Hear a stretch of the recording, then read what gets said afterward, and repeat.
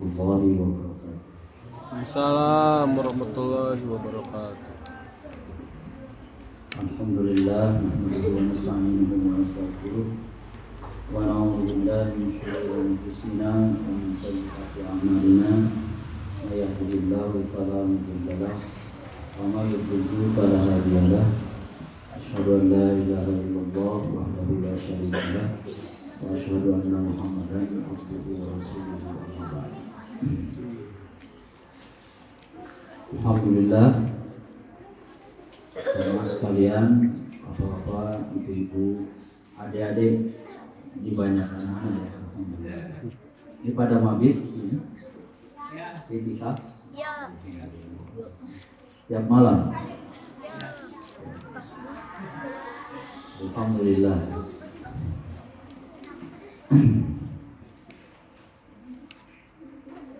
Malam hari ini kita bersyukur karena masih diberikan kesempatan untuk bisa menghidupkan malam-malam di bulan suci Ramadan.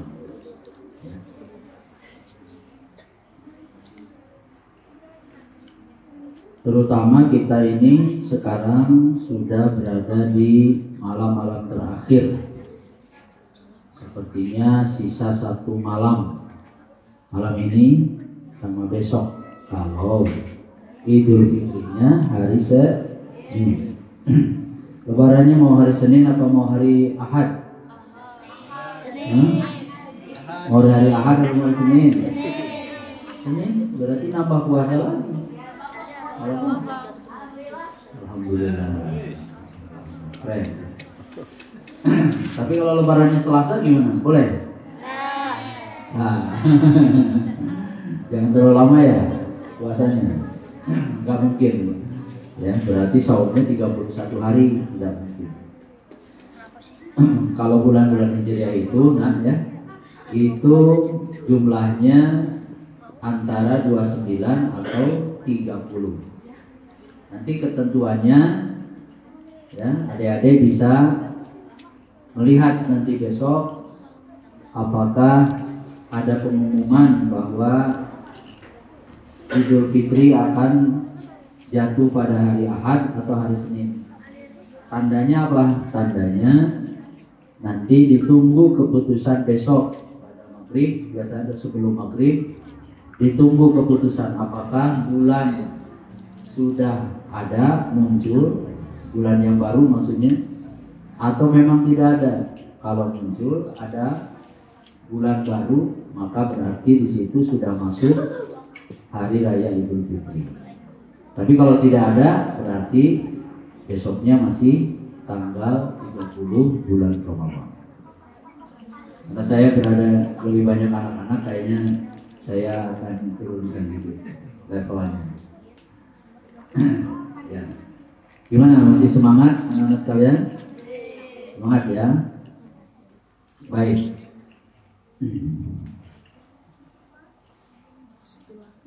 Beriktikaf di malam-malam terakhir.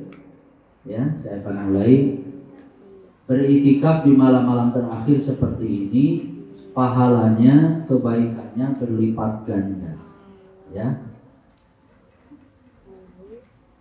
Anak-anak sekalian harus tahu kalau di antara keutamaan yang ada di dalam rangkaian ibadah di bulan Ramadan itu diantaranya adalah ibadah i'tikaf.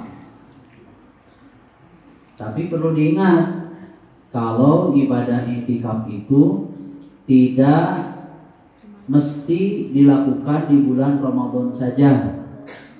Nanti adik-adik sekalian, karena sudah berlatih selama bulan Ramadan, terutama di 10 malam terakhir beriktikaf seperti ini, maka nanti di bulan-bulan setelah Ramadan, Syawal, Dzulqa'dah, Dzulhijjah, Rabiul Awwal, Rabiul Tsani, Jumadal Ula, Jumadal Tsaniyah, Rajab, Sya'ban, Ramadan kembali, itu boleh kita melaksanakan iktikaf kapan saja.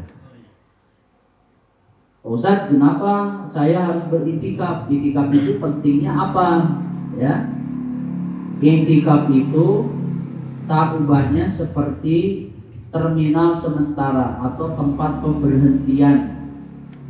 Kalau adik-adik lelah beraktivitas setiap hari, ayahnya juga lelah mencari nafkah bekal untuk kehidupan keluarganya, ibunya lelah, kita semuanya dalam kehidupan dunia ini melaksanakan kegiatan dan aktivitas yang bermacam-macam. Maka di antara cara yang terbaik untuk merehatkan atau menormalisasikan suasana batin kita, kalbu kita, hati kita, pikiran kita, yang paling baik dalam Islam itu adalah dengan cara beriktikaf. Kalau adik-adik galau, capek sekolah, capek ngerjakan PR, capek melaksanakan kegiatan ekstrakurikuler, misalnya capek dengan misalnya apa, bersitegang dengan teman, karena teman itu kadang-kadang ya kita kadang-kadang beda pandangan dengan teman kita, lelah pikiran kita. Nah, saya Ustaz akan ngasih trik. Caranya adalah lakukanlah i'tikaf. I'tikaf itu apa? Maknanya adalah berdiam diri sejenak. Di mana? Yang tentu yang paling utama adalah di dalam masjid. Dan itu tidak mesti dilakukan di 10 malam terakhir. Kapan saja boleh.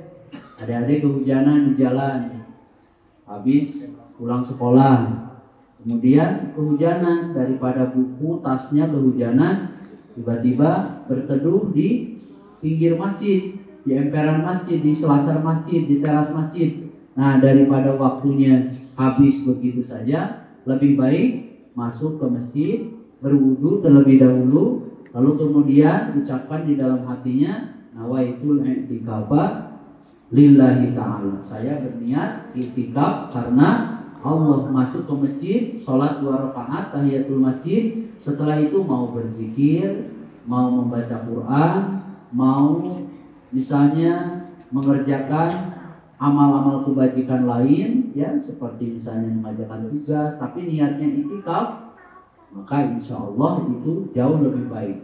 Alangkah lebih baiknya dilakukan dengan cara membaca ayat suci Al-Quran, muhasabah, mengevaluasi diri, itu namanya i'tikaf. Ya. Jadi bukan hanya di bulan Ramadan. Ya. Nah, kita juga harus tahu bahwa i'tikaf itu ternyata setelah Ustaz baca-baca di dalam beberapa kitab para ulama, ternyata i'tikaf itu adalah keistimewaannya merupakan apa namanya? Warasatun min warasatil anbiya'i atau min mirasi al-anbiya'i war rusul. Dia merupakan amalan ibadah yang menjadi warisan para nabi dan para rasul. Ya. Jadi i'tikaf itu bukan sekedar amalan kita, tapi juga kebiasaan, habit yang sering dilakukan oleh para nabi dan para rasul. Makanya mereka hebat-hebat, kesabarannya hebat, keimanannya hebat, tekad dan keyakinannya kuat, sekeras dan sekuat baja, cita-citanya tinggi. Kenapa? Karena di antara kebiasaan mereka itu, mereka senang beriktikaf, berdiam diri. Adik-adik kalau beli apa namanya? Kalau beli bensin di pom bensin, maka biasanya penjaga pom bensin sering mengatakan terlebih dahulu begini, Pak, dari nol ya, itu apa tidak? Nah, artinya menormalisasikan, mengembalikan ke titik normal. Itu fungsinya i'tikaf. Berdiam diri untuk mengembalikan pada titik normal. Misalnya pikiran kita kemana-mana selama ini, tapi dengan i'tikaf kita kembali meluruskan orientasi tujuan kita. Kita ini mau apa? Saya sekolah ini untuk apa? Hanya untuk mengejar ijazah, atau ingin supaya ilmu saya bermanfaat, supaya nanti saya bisa berkhidmat untuk agama, umat, dan orang-orang yang saya cintai. Nah, itu fungsi i'tikaf. Ya, atau memuhasabah diri. Nah, ternyata itu adalah warisan para nabi dan rasul. Nanti adik-adik buka di dalam Al-Quran misalnya, Ada ayat yang bunyinya begini di juz pertama, di akhir-akhir juz pertama, halaman 18-19an ya, lupa ayatnya. Allah mengatakan wa ahidna ila Ibrahim wa Ismaila an tahhira baitiya lit-taifin wal 'akifin warruk'is sujud. Ada ayat. Kata Allah, aku telah perintahkan Ibrahim, Ismail, ya. Kira-kira saya mau tanya kepada adik-adik ini, kira-kira Nabi Ibrahim itu lebih dulu mana? Lebih dulu Nabi Ibrahim apa Nabi Muhammad? Nabi Ibrahim. Lebih dulu Nabi Ibrahim apa Nabi Isa? Nabi Ibrahim. Lebih dulu Nabi Ibrahim apa Nabi Zakaria? Nabi Zakaria. Hah? Nabi Ibrahim itu bergelar Abul Anbiya, bapaknya para nabi. Ya. Nah ternyata di ayat itu kata Allah, kami perintahkan kepada Ibrahim dan Ismail agar supaya antahiro, hendaklah kalian berdua mensucikan rumahku. Rumah di situ adalah Ka'bah. Mensucikan rumahku. Untuk apa? Lit-taifin, untuk orang-orang yang tawaf. Wal akifin, dan orang-orang yang beriktikaf. Jadi sejak zaman Nabi Ibrahim ada orang yang beriktikaf di masjid. Bahkan di zaman Nabi Muhammad, kalau adik-adik buka di dalam kitab Bulughul Maram, ada hadis.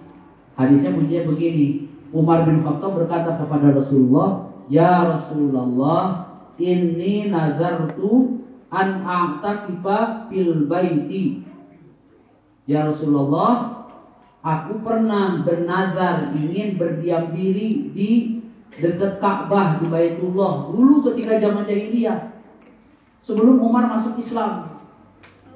Dalam Bulughul Maram, ini nazartu an a'takifa lailat fil jahiliyati fil baitil haram.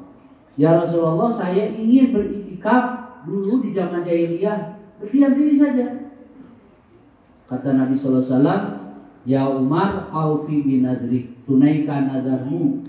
Ketika Umar sudah masuk Islam, maka karena itu nazar itu sudah hukumnya wajib, maka oleh Nabi disuruh Umar menunaikan nazarnya. Akhirnya Umar beriktikaf di Baitullah. Itu satu. Yang kedua, ada lagi di ayat Quran itu. Siapa yang tahu? Ada seorang perempuan wanita solehah. Dia bukan nabi, karena tidak ada nabi seorang perempuan. Tapi dia melahirkan seorang nabi mulia. Coba siapa yang bisa? Yo, tebak. Sulaiman, ibunya siapa? Nah, seorang perempuan solehah yang dia bukan seorang nabi, tapi dia melahirkan nabi. Siapa? Maryam. Betul, 100 ya. Jadi Siti Maryam ayahnya bernama Imran. Maryam binti Imran. Ketika dia dituduh melakukan perbuatan yang tidak senonoh, perbuatan yang tidak baik, maka di antara nazarnya di dalam Al-Quran disebutkan, mengutip perkataan Maryam, "Inni nazartu sauman falan ukallimal yauma insiya." Saya bernazar akan berpuasa. Tapi puasanya bukan hanya menahan dahaga dan lapar, tapi puasanya tidak berbicara dengan manusia. Berbicara itu tidak ngomong apa-apa dengan manusia, diam aja gini. Diam kayak tapa berata. Tapi di situ ada ayat berikutnya di bawahnya, terus di bawahnya ada ayatnya. Walamma dakhala 'alaiha Zakaria al-mihrab wajada 'indaha rizqa qala ya Maryam anna laki hadha qalat huwa min 'indillah. Tatkala Nabi Zakaria menemui Maryam di mana? Di mihrab. Mihrab itu di mana? Di dalam masjid, sedang beriktikaf. Wajada indaha rizqa. Nabi Zakaria menemukan kok Maryam ini ada yang mengirimi makanan enak-enak, padahal dia sudah beritikaf di mihrab Masjid Baitul Muqaddas. Ditanya, "Anna laki hadza?" Dari mana makanan ini? Kemudian Maria mengatakan, "Huwa min indillah, innallaha yarzuqu may yasha."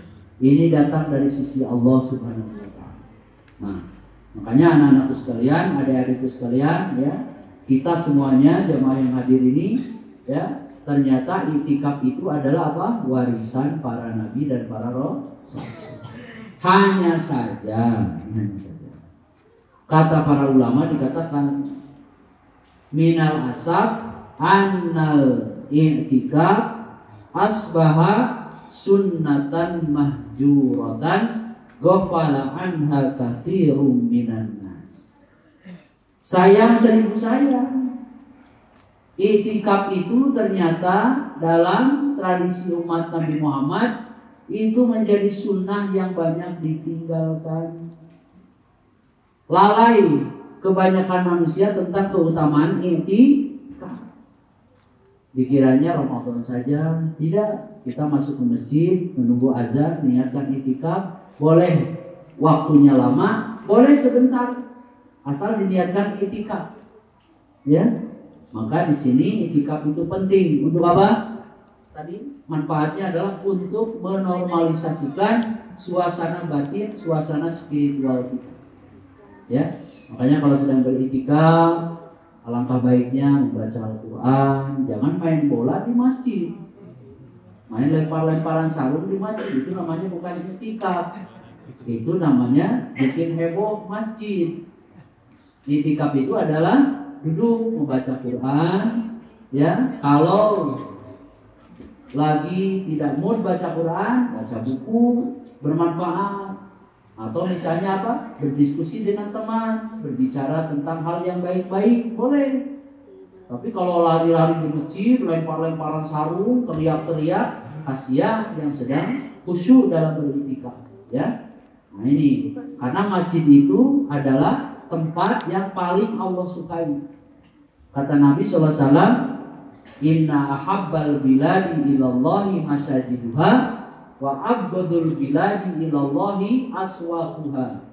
Kalau Allah melihat sebuah negeri, sebuah negara, sebuah wilayah, maka tempat yang paling Allah sukai dari negeri tersebut adalah masjid. Kalau Allah melihat sebuah negeri, maka tempat yang paling tidak Allah sukai adalah tempat-tempat perbelanjaan, pasar-pasar. Di pasar ada banyak najis. Di pasar ada orang yang berdusta. Di pasar ada orang yang berbicara kotor. Di pasar ada orang yang melakukan tipu-tipu. Di pasar ada orang yang melakukan jual beli dengan cara goror, ya, ngeprank. Barang yang bagus simpan di atas, yang busuk-busuk ditutupi dengan yang bagus, goror namanya. Di pasar tempatnya, ya, walaupun ada baiknya.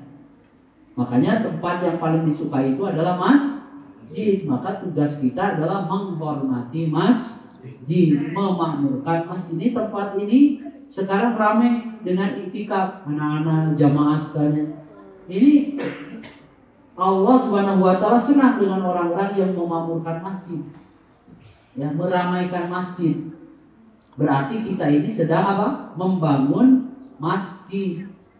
Pak Ustaz, saya kan tidak menyumbang masjid, saya tidak mewakafkan tanah ke masjid, saya tidak memberikan apa-apa ke masjid, hanya mampu meramaikan masjid. Ada pengajian saya ikut, ada kumandang azan saya datang, ada majelis taklim saya ikut, walaupun sambil ngantuk-ngantuk.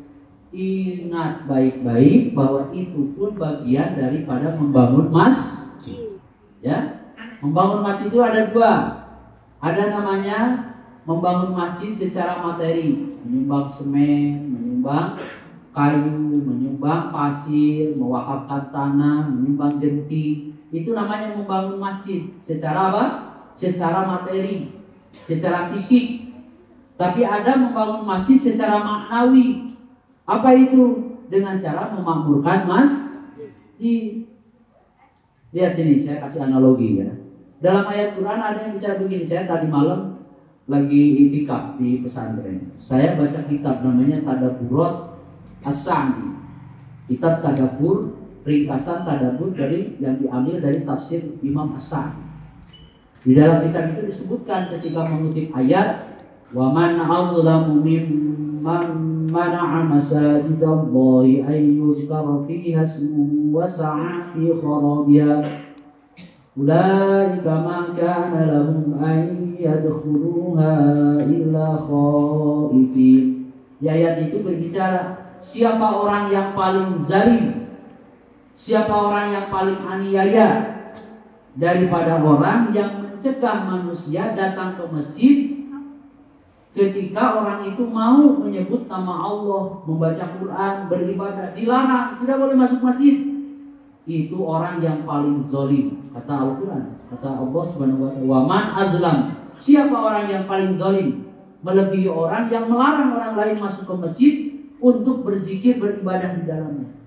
Kata Imam Sa'di, penulis tafsir, beliau mengatakan begini, kalau orang yang paling zalim itu adalah orang yang melarang orang lain masuk ke masjid untuk beribadah, maka mafhum mukhalafahnya ya adalah orang yang paling besar, agung dan istimewa keimanannya adalah orang yang memakmurkan masjid. Jadi mafhum mukhalafahnya adalah orang yang paling hebat keimanannya adalah orang-orang yang memakmurkan masjid. Maka anak-anak, adik-adik ini harus dari kecil senang kepada masjid. Celaka 12 kalau dari kecil sudah tidak senang masjid. Ya, ada orang yang mungkin masuk masjidnya itu setelah dia meninggal, baru keluarganya datang, Pak Ustadz, Pak DKM, tolong pengurus masjid minta tolong, ayah saya sudah meninggal, minta disolatkan di masjid. Padahal waktu masih hidup tidak pernah menginjakkan kakinya ke masjid, maka harus dibiasakan sejak kecil. Ya, tidak apa-apa berisi ya anak-anak, namanya anak-anak masih ngobrol kan, tidak apa-apa. Tapi jangan berlebih-lebihan. Kalau mau main bola bukan masjid tempatnya, di lapang, ya kan? Kalau mau teriak-teriak, kejar-kejaran bukan di masjid tempatnya, tapi di lapangan. Tapi kalau ngobrol biasa, ketawa sewajarnya, agak sedikit ribut, ya namanya anak-anak biasa. Rasulullah itu kalau sholat ditunggangi sama cucunya Hasan Hussein. Sahabat lagi ikut sholat di belakang Rasul. Pas lagi sujud begitu, sahabat lama. Kok Nabi SAW itu tidak bangun-bangun dari sujudnya ini? Sampai ada sahabat yang angkat kepalanya ke atas begitu, angkat kepalanya, ya kan? Ada apa? Dikirain wahyu lagi turun, ada firman Allah turun kepada Nabi. Ternyata Nabi tidak mengangkat kepalanya dari sujud karena sayang sama cucunya yang sedang menunggangi pundak Nabi Shallallahu Alaihi Wasallam. Dianggapnya kuda-kudaan. Nabi lagi sujud, dinaikin sama Hasan dan Hussein. Nabi saking sayangnya kepada cucunya itu, Nabi tidak berani mengangkat kepalanya dari sini, dibiarkan sampai puas berada di atas punggung Nabi. Setelah turun baru Nabi mengangkat. Itulah rahmat Nabi, kasih sayang Nabi kepada anak-anak. Maka pada orang tua tidak boleh terlalu baperan kalau lihat anak-anak agak ribut di masjid, tidak apa-apa, tapi jangan berlebihan, ya. Tidak boleh lari-lari di masjid, ya. Ada orang yang sholat, tidak boleh, ya. Itu namanya apa? Mengurangi kewibawaan masjid. Berarti kita tidak sedang memakmurkan masjid.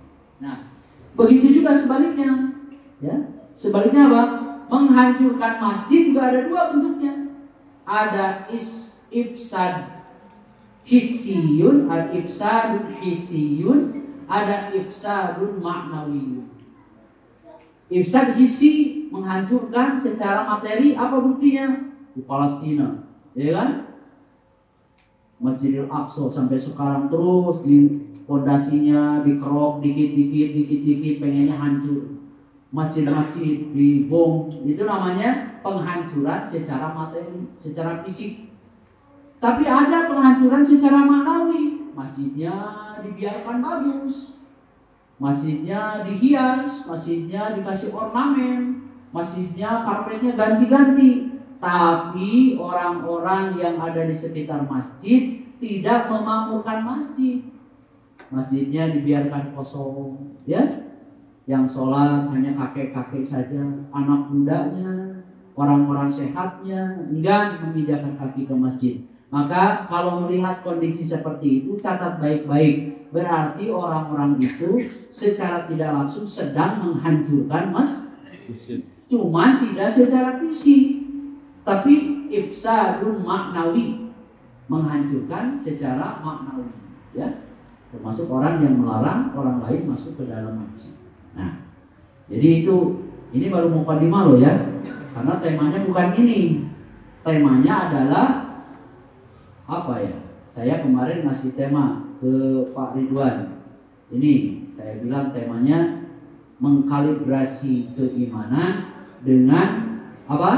Dengan ulumul himmah wa as-subbah. Kata Pak Ridwan, Pak Ustadz, bahasa enaknya gimana ya? Nanti jamaah tidak paham. Baik, saya perjelas dan saya sederhanakan. Memperkokoh keimanan dengan tekad dan persahabatan. Nah, itu judulnya, ya. Mudah-mudahan bisa saya jelaskan. Dari mana sumbernya Pak Ustadz? Nah, saya punya kitab.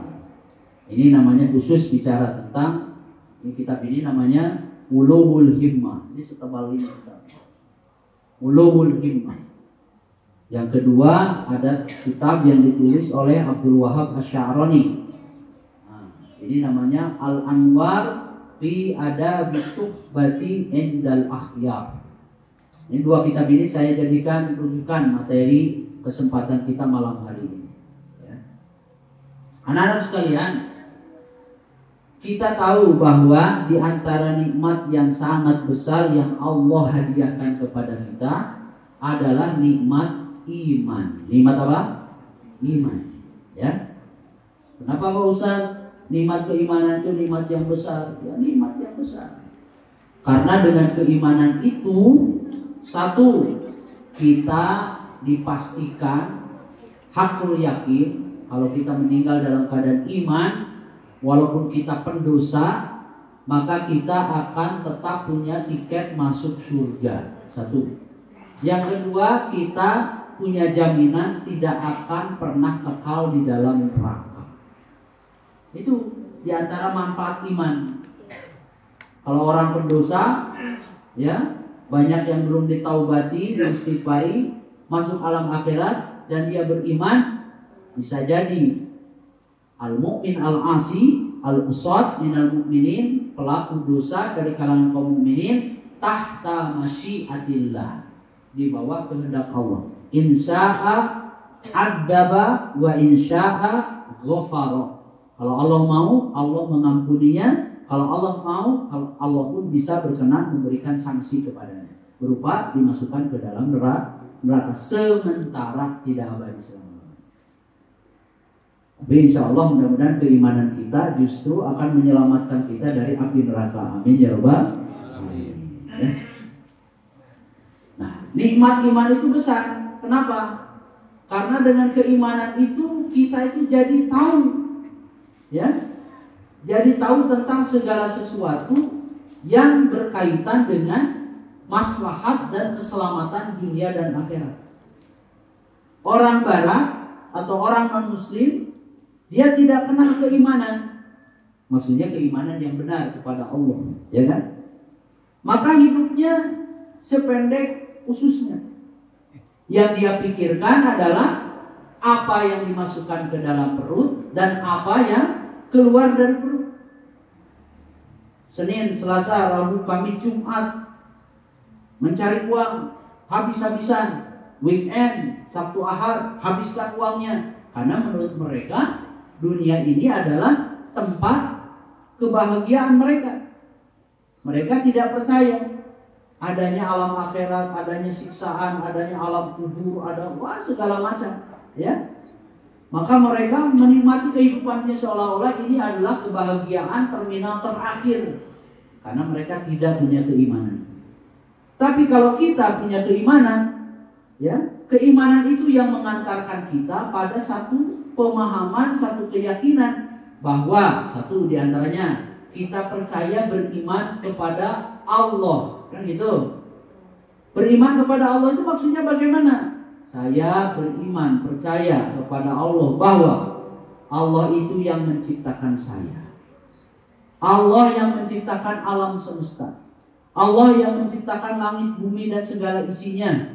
Allah yang menciptakan saya dan perbuatan saya pun diciptakan oleh Allah. Maka oleh sebab itu saya wajib dituntut untuk beribadah hanya kepada Allah. Itu buah iman.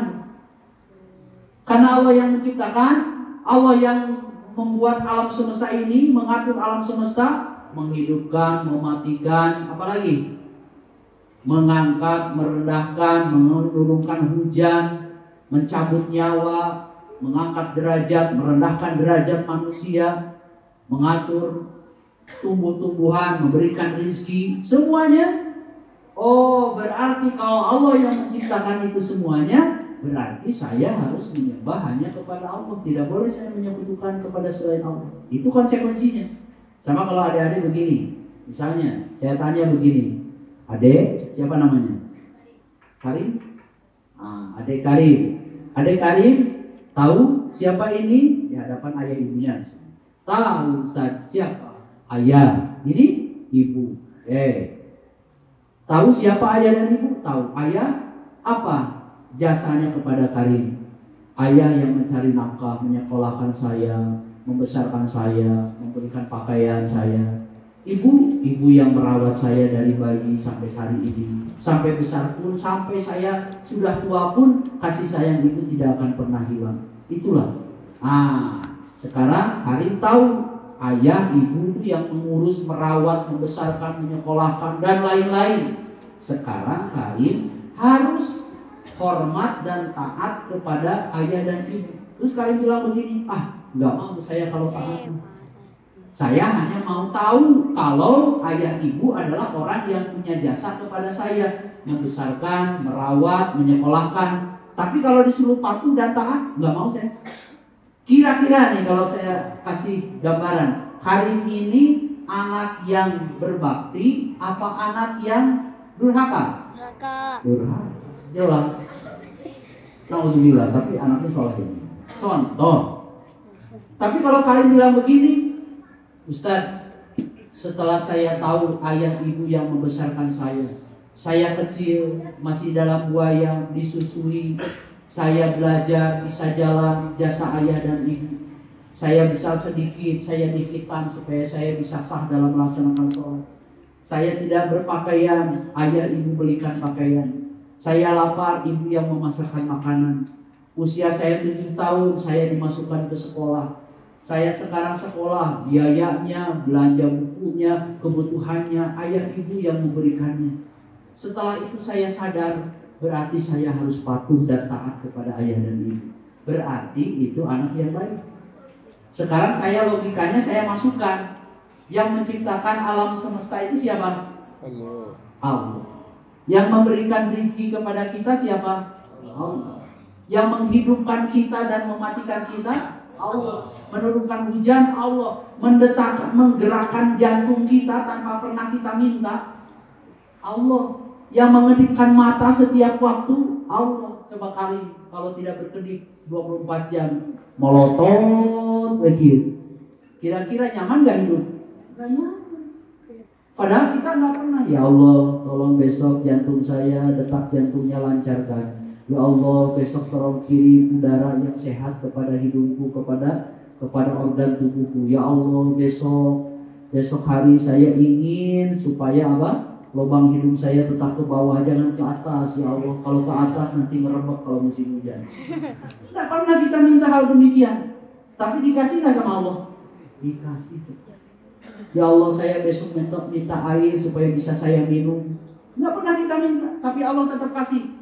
Nah Allah yang mengasihi itu semuanya melahirkan konsekuensi logis. Nah, kata para mahasiswa ini, melahirkan konsekuensi logis bahwa kita tidak boleh menyembah kecuali hanya kepada ari rezekinya dari Allah, menghidupkan Allah, mengatur kehidupan Allah, tapi nyembahnya kepada pepohonan, kepada bintang, kepada selain Allah. Itu namanya makhluk yang tidak tahu diri, makhluk yang tidak tahu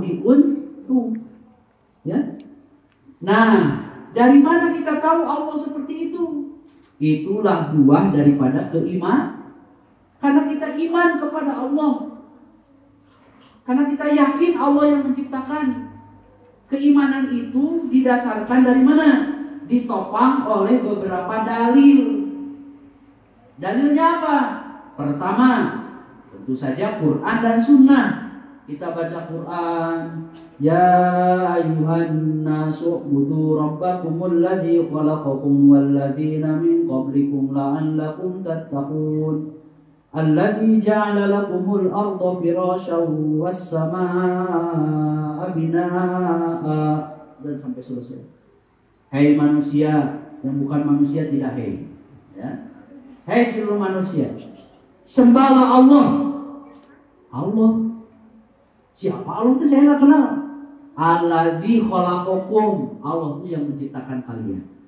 Saya aja yang menciptakan olehmu ya Allah. Dah.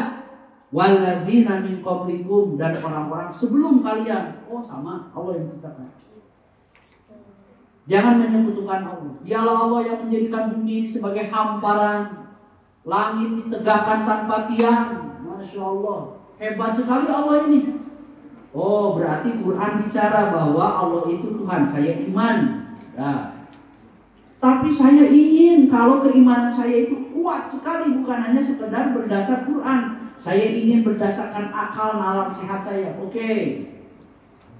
Misalnya Karim lagi dengan Karim. Siapa yang namanya? Karim juga. Jadi Karimani. Dua Karim. Siapa namanya? Karim. Ini? Adik kakak. Lagi nih, Tiga. Kok banyak namanya Karim? Ya? Karim 3 namanya. Karim. Nanti kalau kalian pergi ke Mekah, ke Saudi ya, udah, alhamdulillah. Nah, kalau nyari tempat tukang jualan es, nanti yang jualan es itu pelangnya besar, ditulisnya alif, ya, sin, kaf, ro, ya, mim. Ais karim, artinya es krim. Nah, di Saudi itu begitu, di Madinah. Yang jualan es krim itu tulisan Arabnya alif, ya, sin, kaf, ro, ya, mim. Es krim. Nah, karim namanya. Es krim, ya. Tapi karim di sini artinya orang yang mulia. Mudah-mudahan mulia. Amin ya Allah. Berarti ada bukan 2 karim, berarti kuroma, ya. Kalau kariman 2 kali. Ya. Nah, karim 2. Karim 2, ya. Ini misalnya untuk membuktikan, Ustaz, saya kalau sekedar Quran, hadis Nabi, saya percaya, tapi saya ingin keimanan saya lebih kuat lagi, yaitu dengan menggunakan akal saya ini, akal. Oke. Untuk bisa tahu bahwa Allah itu yang menciptakan. Nah, Ustaz bilang begini, wahai karim 2, ya, di karim 1, karim 2, karim 3, ya. Wahai adik karim 2, kira-kira kalau adik karim 2 melihat di masjid, di teras masjid, pagi-pagi mau sekolah, tiba-tiba di teras masjid ada jejak kaki lumpur, bekas jejak kaki manusia. Terus Ustaz bilang begini, adik karim 2, ya, tahu nggak siapa yang menginjakan ini? Jejak ini tiba-tiba ada. Nah, kata Ustaz, ini jejak kaki ini nggak ada yang menginjaknya sebelumnya, tapi langsung tiba-tiba ada. Kira-kira adik karim 2 ini percaya apa tidak? Nah, sekali lagi saya perjelas ya. Kalau ada jejak kaki di rumah, tiba-tiba kata ayah, ini jejak kaki kok tiba-tiba ada? Ini mah nggak ada orangnya, langsung jejak kakinya jelek ada. Kira-kira mungkin apa mustahil? Mustahil. Tidak ada jejak kaki kecuali sebelumnya ada kaki yang menginjakkan ke situ, ya kan? Ya. Tidak ada alam semesta yang sehebat ini, tumbuh-tumbuhannya, hewannya, buah-buahannya, indah sekali. Kalau dilihat buah-buahan, ya, semangka dibelah merah, Ada salak dibuka manis, walaupun durinya di luar. Ada lagi, apalagi nanas, indah sekali. Padahal buah-buah itu dikucuri air yang sama dari langit, tapi rasanya bentuknya jadi beda. Kalau bukan Allah, nggak mungkin. Di Subang tempat penghasil nanas. Di mana lagi? Rambutan di mana? Di Sumatera penghasil durian. Padahal air hujannya sama dari langit, turun ke bumi. Ketika masuk ke dalam bumi, yang tumbuh buah-buahannya beda-beda. Kan nggak pernah kalian pergi ke Subang, turun hujan, enak air hujannya rasa nanas, enggak kan? Tetap saja air hujannya tawar. Kata Al-Quran, yusqa min ma'in wahid.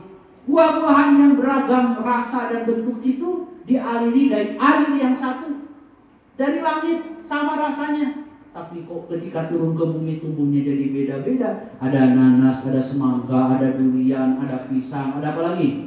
Ada buah naga, macam-macam warna-warni. Indah atau tidak? Indah sekali. Bukan hanya indah, enak dinikmati. Lihat alam semesta ini hebat apa tidak? Hebat sekali. 7 lapis langit.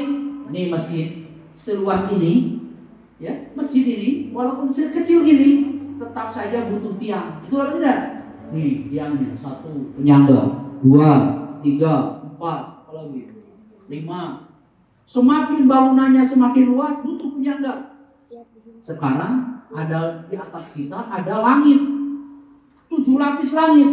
Min ghairi amadin tarawnaha. Tapi kata Al-Quran, lihat langit, tengadahkan kepalamu ke atas.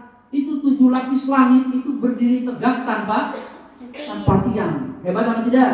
Hebat. Oh, berarti arsiteknya hebat nih. Lihat hewan-hewan, ya. Tadi Ustaz sebelum kesini lihat kucing, aneh kucing. Ya Allah, obesitas itu kucing. Ya, kucing siapa itu? Namanya siapa? Si bos. Bukan Karim. Bukan. Itu baru lihat kucing segenut itu. Ya, namanya? Bos. Si bos. Laki apa perempuan? Perempuan. Oh, perempuan kok bos ya.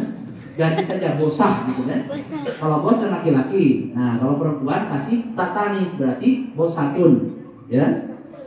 Yang bos wati. Ya. Lihat kucing. Lihat harimau. Ya. Coba, Masya Allah. Untungnya kucing tidak seganas harimau. Coba kalau kucing itu seganas harimau, masuk masjid, anak-anak, wah dikoet, dia kan dikejar. Hewan yang beragam itu Masya Allah, dari yang mulai berkaki 4, ada yang kakinya 2, ada yang bertaring, ada yang bercakar, ada yang indah. Wah, sudah tidak perlu dibayangkan. Kira-kira itu tiba-tiba jelek ada, apa ada yang membuat dan menciptakan? Ada yang menciptakan. Ini alam semesta ini nggak mungkin tersusun rapi, ya. Adik-adik kalau yang SMP belajar, di antara benda-benda langit itu ada namanya komet. Benda langit kan? Ya. Ada komet Halley. 76 tahun sekali dia mengelilingi bumi. 76 sekali. 76 tahun sekali kita melihat komet Halley melewati bumi. Waktu sekarang sedang jalan planet-planet. Matahari berputar, bulan berputar, kemudian bumi juga berputar. Semuanya diatur. Kalau planet itu bergeser dari tempatnya, dari porosnya, dari jalurnya 1 inci saja, dunia hancur, alam semesta hancur. Berarti ada yang mengatur. Kan nggak mungkin itu semuanya tiba-tiba ada, ya. Nah, dari mana? Dengan begitu kita tahu siapa yang menciptakan. Oh, berarti yang menciptakan itu namanya siapa? Allah Azza wa Jalla. Itulah keimanan. Baru Allah itu, ya. Belum keimanan kepada malaikat, belum kepada Rasul, belum kepada kita, belum kepada hari akhir, belum kepada qada dan qadar di antara rangkaian rukun iman. Nah, keimanan ini yang membuat kita ajab bisa melihat kehidupan ini dengan baik dan benar. Oh, kalau alam semesta ini ada yang menciptakan, kemudian semuanya ada awalnya dan ada akhirnya, maka berarti kehidupan dunia ini hanya sementara. Makanya dari situ kita tahu berarti saya harus beriman kepada siapa? Allah Subhanahu wa ta'ala. Sekarang turunannya, kalau saya sudah beriman kepada Allah, apa tugas saya? tugas saya adalah menjaga keimanan, ya kan? Keimanan harus dijaga, keimanan ini jangan dirusak, jangan dinodai, jangan terkontaminasi dengan sesuatu yang bisa mengiris ataupun membuat iman kita ini menjadi erosi, menjadi terkikis. Yang tersisa tinggal pangkalnya, pangkal iman. Nih, ingat baik-baik adik-adik sekalian. Keimanan itu tak ubahnya seperti pohon. Seperti pohon. Kalau saya gambarkan, bukan kata saya, kata Nabi. Makanya kata Nabi, al-imanu apa? Bid'un wasituna syu'batan. Iman itu seperti pohon, dia punya sekian 60 sekian cabang. Jadi ibarat pohon, kalau pohon ada apanya pertama kali? Yang di bawah yang menghujam ke bumi apanya? Akarnya. Setelah itu ada batang pokoknya. Setelah batang pokok ada apanya? Daun. Masa daun saja? Ranting, cabang-cabangnya, baru ada daunnya, baru ada buahnya. Ya. Nah, keimanan kata Nabi, keimanan itu memiliki 60 sekian cabang. Ya. Yang menjadi pangkalnya, pokoknya adalah apa? Keimanan kepada Allah, yaitu bentuk asyhadu alla ilaha illallah wa asyhadu anna muhammadur rasulullah. Cabang-cabangnya banyak. Sedekah, haji, umroh, i'tikaf, salat jamaah, cabang-cabangnya. Ada cabang yang paling ujung, yang paling kecil, ya. Yang paling kecil cabangnya apa? Ternyata termasuk cabang keimanan, imatatul adza anit thariq, menyingkirkan duri dari jalanan. Itu ternyata cabang keimanan. Itu hebatnya kita beriman tuh. Kita jalan di jalan raya melihat ada kulit pisang. Kalau kita beriman kepada Allah dengan segala turunannya, kita yakin, ya Allah, ini kalau ada orang yang celaka terpeleset kemudian jatuh, jangan-jangan dia akan terluka. Ya Allah, tolong saya berwasilah dengan amal ini, mudah-mudahan saya singkirkan kulit pisang ini, mudah-mudahan jadi pahala kebaikan. Oh, ya. Tiba-tiba ada batu di tengah jalan menghalangi jalan. Kalau ada mobil begitu mencelat, nimpah kaca, nimpah kepala orang yang lewat, bahaya. Kita turun dari sepeda, disingkirkan. Itu namanya cabang keimanan juga. Jadi iman itu bukan hanya sekedar Allahu Akbar, kemudian setelah keluar dari masjid melempar batu ke jalan, masang petasan bagi orang yang lewat, orang lagi jalan berdang. Itu namanya tidak memahami keimanan yang baik. Ya, semua yang kita lakukan itu cabang-cabang keimanan. Sampai apa? Ada duri di jalanan kita singkirkan, itu cabang keimanan. Kalau kita meyakininya sebagai kebaikan dan kita niatkan karena Allah, maka itu akan menjadi kebaikan yang besar.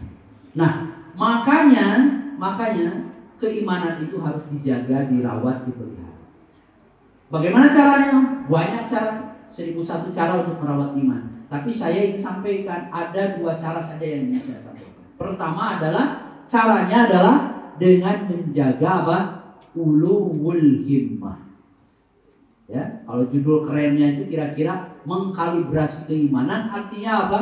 Kalibrasi itu begini. Ada kan tas judulnya, mereknya Calibre, ada? Ada nggak? Mahal harganya. Betul, Calibre apa? Ya, saya pernah lihat. Itu dari kata kalibrasi. Mengkalibrasi itu apa artinya? Kalau kita punya alat ukur, ya kan? Alat ukur apa saja? Termometer, ya kan? Untuk mengukur suhu badan, timbangan, apa saja. Nah, kemudian kita cek dan kita sesuaikan. Misalnya jam, ya kan? Alat ukur untuk mengukur ketepatan waktu. Kemudian kok agak lebih 10 menit nih, saya sesuaikan supaya jam waktu yang saya pastikan, waktu yang berjalan itu dapat ditunjukkan oleh jam tangan itu secara akurat. Ada timbangan, kemudian timbangannya agak mislek itu apa ya? Agak lebih, ya. Timbangannya 1 kilo, ternyata pas ditimbang ternyata kurang 1 ons. Nah, berarti disesuaikan. Itu namanya mengkalibrasi supaya timbangan berat volume dari benda yang kita timbang itu bisa sesuai dan akurat nilainya, beratnya. Itu namanya mengkalibrasi. Nah, keimanan kita itu adalah bisa dirawat dengan cara apa? Dengan cara mengkalibrasi, melakukan pengecekan, perawatan dengan baik. Salah satunya adalah dengan menjaga ulul himmah, yaitu himmah, tekad kita harus dijaga dengan sebaik-baiknya. Ya, menjaga tekad itu tidak mudah. Dalam bahasa kita itu apa ya? Tekad, keinginan, kemudian apa namanya itu? Mungkin kemauan, ya, kalau saya ingin sederhanakan. Dimulai dari kemauan. Kalau tidak ada kemauan, tidak ada tekad yang membaja, nggak ada yang bisa berhasil, ya. Adik-adik yang sekolah nih, kalau tidak punya cita-cita, tekad membaca, tekadnya membaca, saya ingin jadi tentara, saya ingin jadi guru, saya ingin jadi astronot, saya ingin jadi pilot, saya ingin jadi ahli ilmu bumi, saya ingin ahli fisika. Kalau tekadnya tidak dijaga, tidak dirumat dengan baik, maka nanti jangankan sampai jadi astronot, baru naik SMA saja, dari SD sampai SMP saja, sudah semangatnya sudah kepelonoyan, sudah lemah, karena tekadnya tidak sekuat baja. Nah, untuk menjaga keimanan itu ada yang disebut dengan ulul himmah, ya. Ulul himmah itu apa? Penting. Kalau saya bahasakan bahasa untuk ukuran anak-anak adalah memiliki kemauan, ya. Cek bahasa Sunda mah kudu boga kahayang, harus punya cita-cita yang kuat tangguh, ya. Kalau saya ingin jadi sesuatu itu dikejar sampai selesai.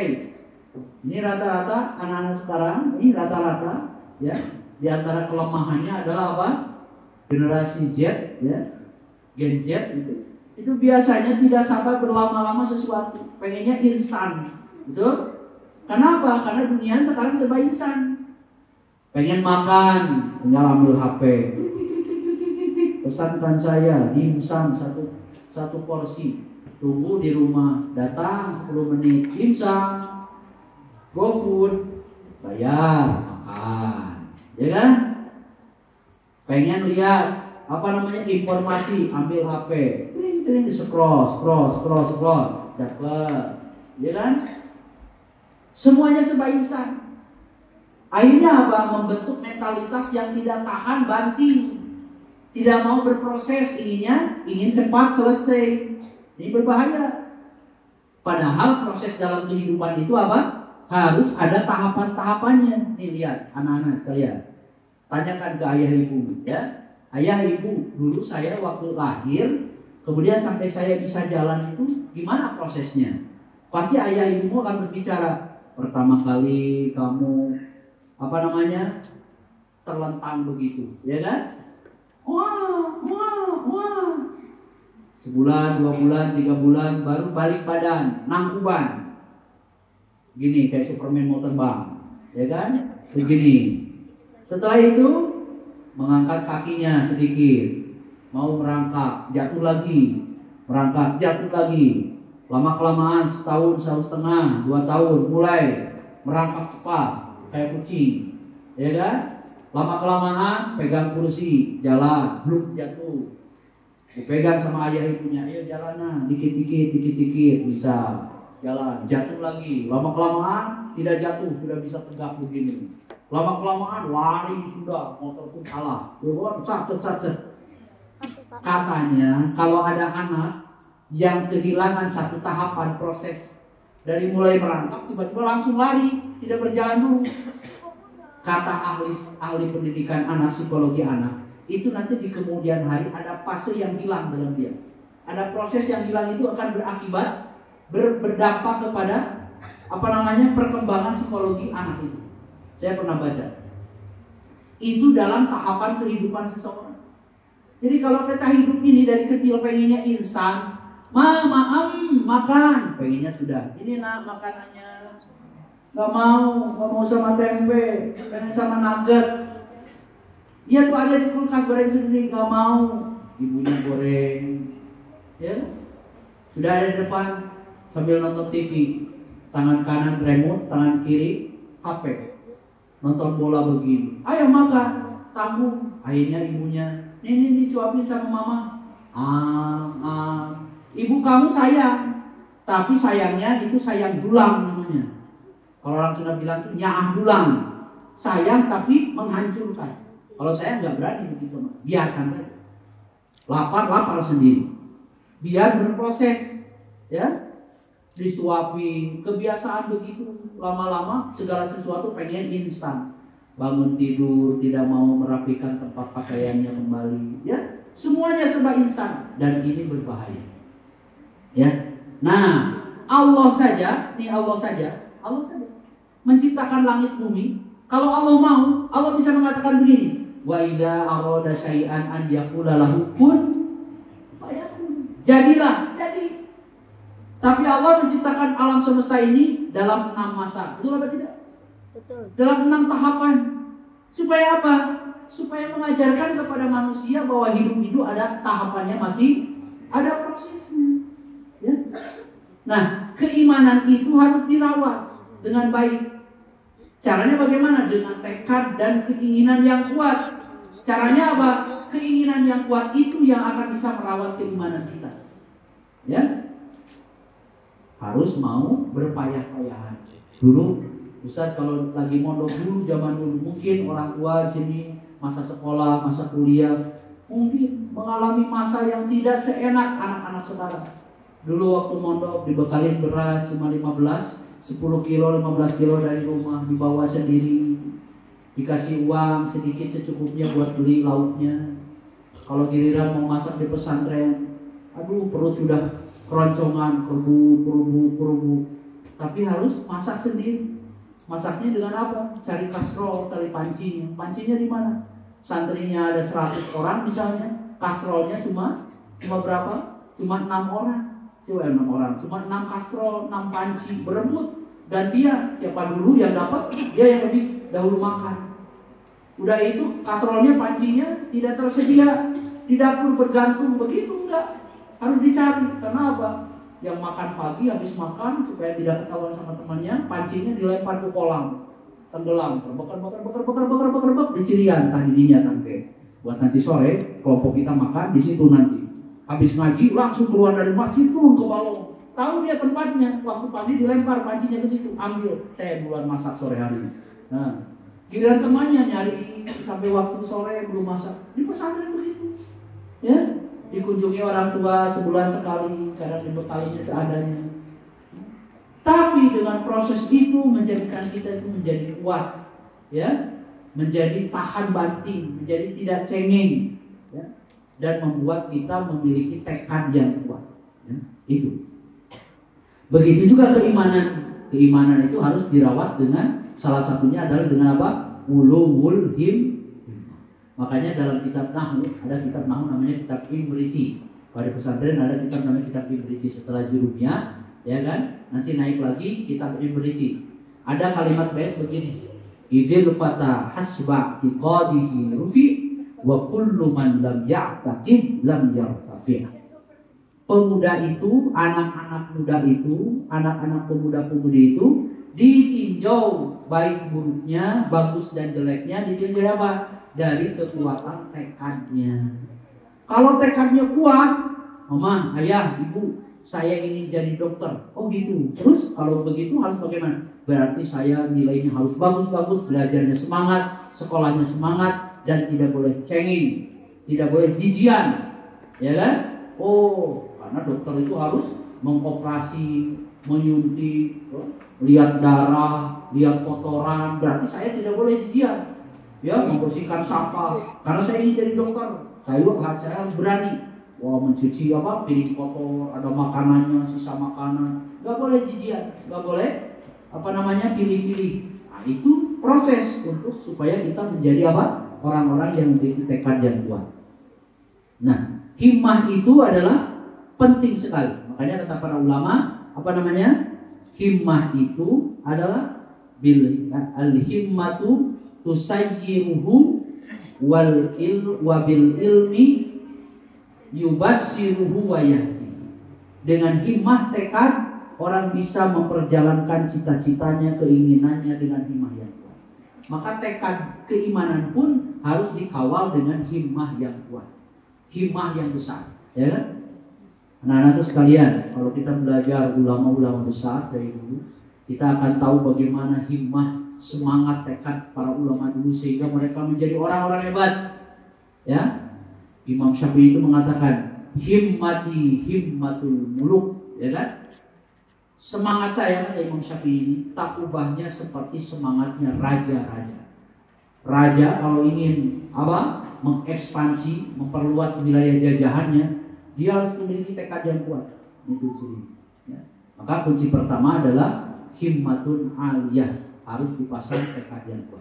Ya. Nanti himmah itu yang akan membuat kita bisa menjadi manusia yang istiqomah. Apa namanya? Istiqomah. Ya. Apa itu istiqomah? Istiqomah itu orang yang teguh. Kata para ulama itu adalah istiqomah itu seperti gunung. Maksudnya bagaimana? La yudhibuhu harrun wa la yujammiduhu bardun wa la tuharrikuhu rihun wa la yudhibuhu sailun. Bapak-bapak, istiqomah itu begitu. Istiqomah itu tak ubahnya seperti gunung. Kalau kita ingin mengukur ciri percontohan istiqomah itu, kita kalau ingin mencontoh istiqomah itu tegak lurus, ajab, tidak berubah. Kira-kira seperti apa? Seperti gunung. Lihat gunung. Kata para ulama, gunung itu la yudhibuhu harun. Gunung itu tidak, gunung batu yang kokoh itu tidak akan meleleh walaupun dengan cuaca yang panas. Kecuali kalau gunung es, ya. Kemudian wala yujammiduhu bardun, tidak lantas menjadi apa? Menjadi jamid, mengeras. Tetap saja gunung itu begitu apa adanya. Tidak meleleh, tidak semakin keras, tidak, gunung batu itu tegak, kokoh. Ya, walaupun cuaca dingin dan cuaca panas. Wala tuharrikuhu rihun, tidak pindah-pindah hanya karena angin. Ya, kalau orang istiqomah itu, kalau temannya lagi musuhan dengan temannya, belajarnya jadi nggak semangat, ke masjidnya jadi malas. Nah, itu berarti tidak istiqomah. Kalau lagi banyak uang, semangatnya tinggi, baca Qur'annya semangat, sholatnya lancar, tahajudnya rajin. Tapi kalau giliran lagi tidak punya uang, usahanya rugi, misalnya kan, diuji dengan apa materi misalnya, lemah langsung, turun ibadahnya.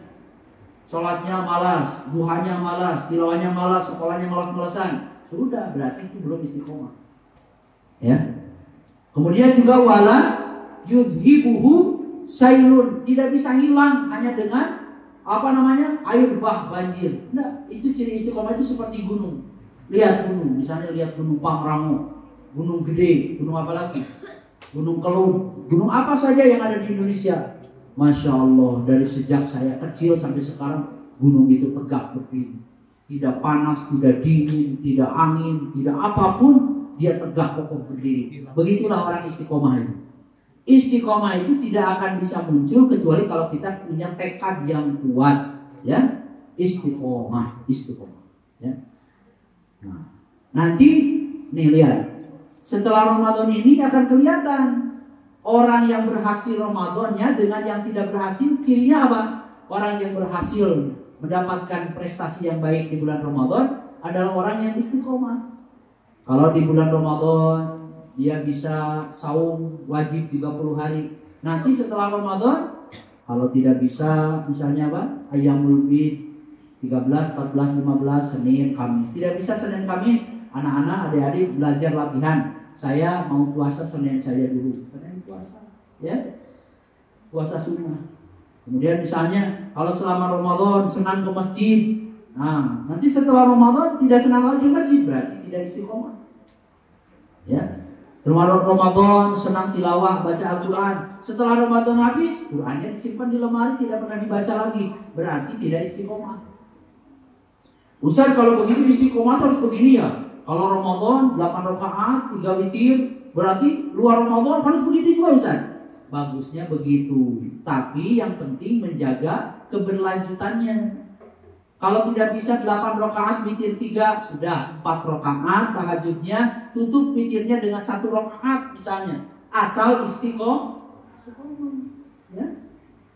Kalau ke masjid tilawah sehari misalnya, kalau selama Ramadan bisa sampai 1 juz. Kalau di luar Ramadan karena kesibukan dan sebagainya, saya hanya bisa setengah juz. Tapi istiqomah ya, setiap hari tidak boleh kelewat. Kalau kelewat 1 hari harus ditambal, harus diganti, besoknya 1 juz. Iya, itu namanya orang istiqomah.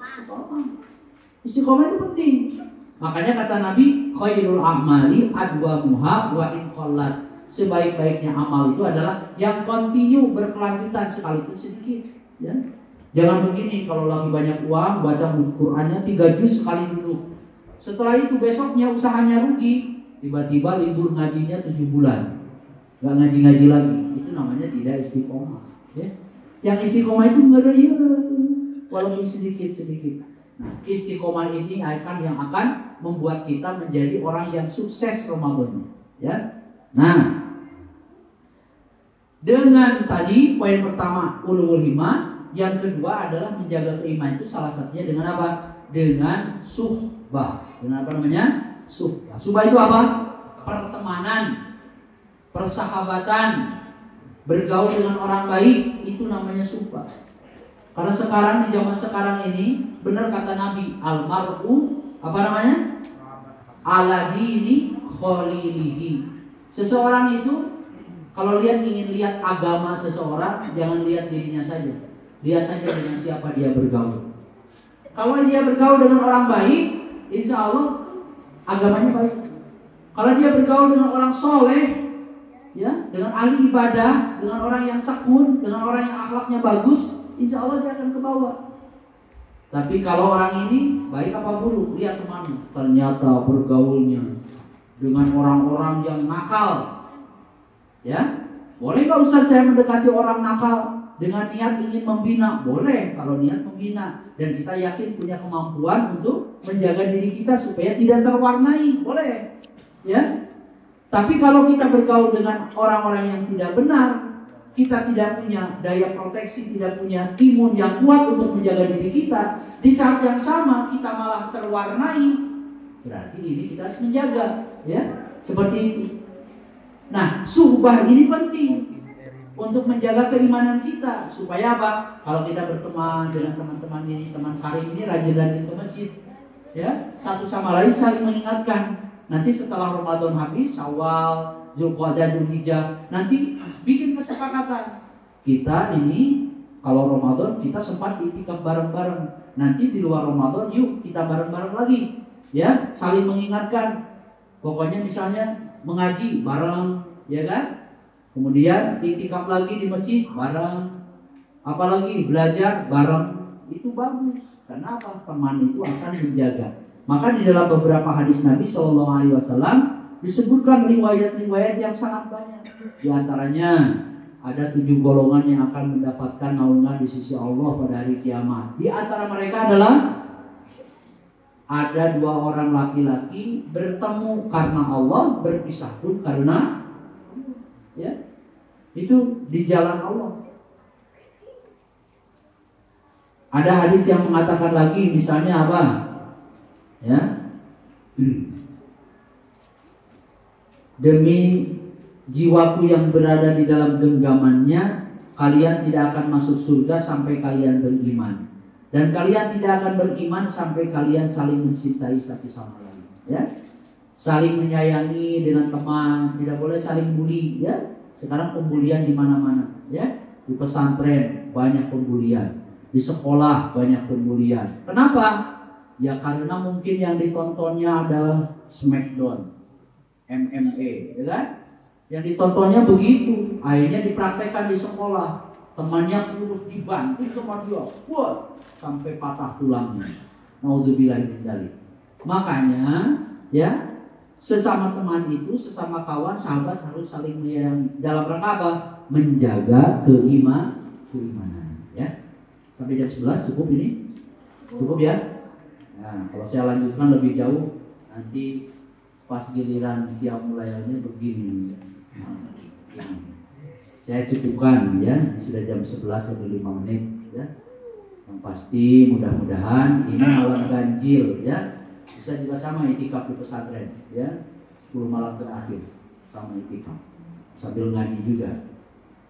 Ya alhamdulillah, mudah-mudahan ya kalau Ramadan pergi meninggalkan kita, mudah-mudahan Ramadannya bolehlah pergi meninggalkan kita, tapi mudah-mudahan inspirasinya ya, semangat positifnya terus terbawa oleh kita walaupun Ramadan sudah pergi meninggalkan kita. Mudah-mudahan Allah menerima amal kebajikan kita semuanya. Anak-anak yang hadir di tempat ini ya, adik-adik sekalian, mudah-mudahan menjadikan anak-anak yang soleh dan solehah. Amin ya rabbal alamin. Itu saja mungkin yang bisa saya sampaikan. Mohon maaf atas khilaf dan kekurangan. Jazakumullah khairan katsiran. Wassalamualaikum warahmatullahi wabarakatuh. Ya, setelah ini saya izin pergi pulang ke pesantren. Kalau terlalu malam juga kasihan, karena di sana ke atas, makin atas tidak ada listrik, ya, belum ada penerangan ke atas. Penyandaan ke sana gelap kalau malam. Bukan takut juri, bukan takut hantu, takut manusia. Ya. Kalau hantu, insya Allah kita malah lebih mulia ya.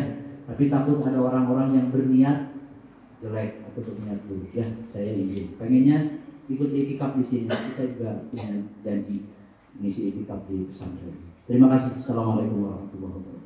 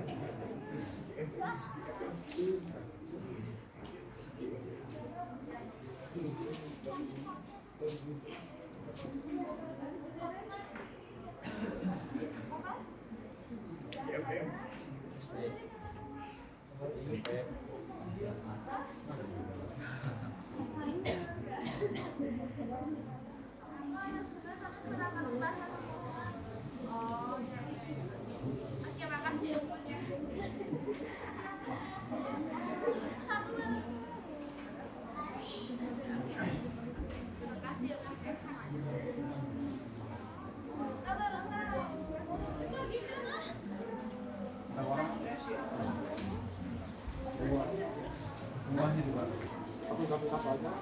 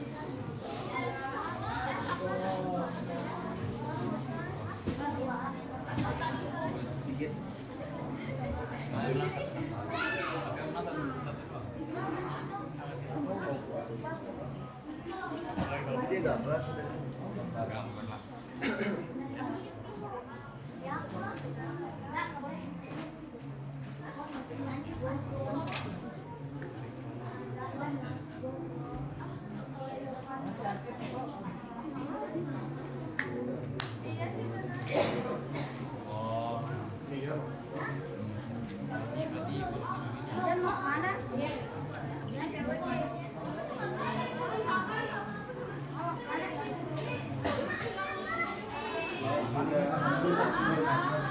warahmatullahi wabarakatuh.